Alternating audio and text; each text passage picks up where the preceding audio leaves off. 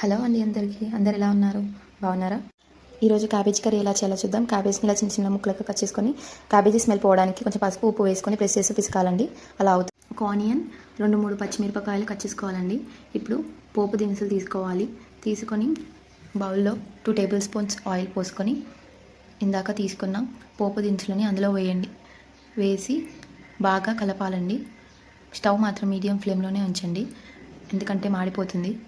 So కొంచెం ఎర్రపడేంత వరకు పోపు దినుసులని అలానే కలుపుతూ ఉండండి. ఇలా అవుతుంది. తర్వాత కరివేపాకు వేసుకొని పచ్చిమిరపకాయలు వేసుకొని ఇందాక కట్ చేసుకున్న ఆనియన్స్ కూడా వేసుకొని ఇందులో వేసుకొని బాగా కలపండి. ఆనియన్స్ కొంచెం ఎర్రపడేంత వరకు అలానే ఉంచండి, నేను చూపిస్తున్న విధంగా. సో ఆనియన్స్ కొంచెం ఎర్రగా అవ్వగానే చిటికెడు పసుపు వేసుకొని కలపండి.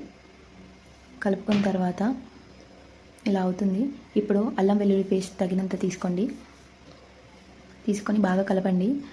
అల్లం వెల్లుల్లి పేస్ట్ పచ్చి వాసన పోయేంత వరకు కలుపుతూ ఉండాలండి. ఇప్పుడు చిటికెడు పసుపు వేసుకొని కలపండి. బాగా కలిపిన తర్వాత ఇలా అవుతుంది.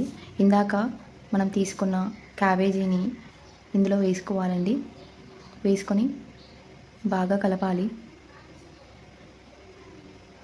మొత్తం అంతా కలిసిలాగా కలపండి. కలిపిన తర్వాత ఇలా అవుతుంది. కలుపుతూనే ఉండాలండి, ఎందుకంటే అడుగు మాడిపోతుంది.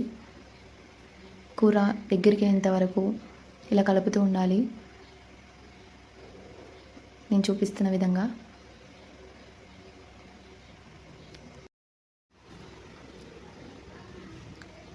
కొంచెం కొంచెంగా కూర దగ్గరికి అవుతుందండి. ఇప్పుడు కారం ఇంకా తగినంత ఉప్పు వేసుకొని మళ్ళీ కలుపుతూ ఉండండి. ఇలా దగ్గరికి అవుతుంది. ఇప్పుడు కొంచెం ధనియాల పొడి వేసుకుందాం. ధనియాల పొడి వేసుకొని స్టవ్ ఆరిపోయడమేనండి. చాలా ఈజీగా ఉంది కదా. మీకు నచ్చితే లైక్ చేయండి, సబ్స్క్రైబ్ చేయండి.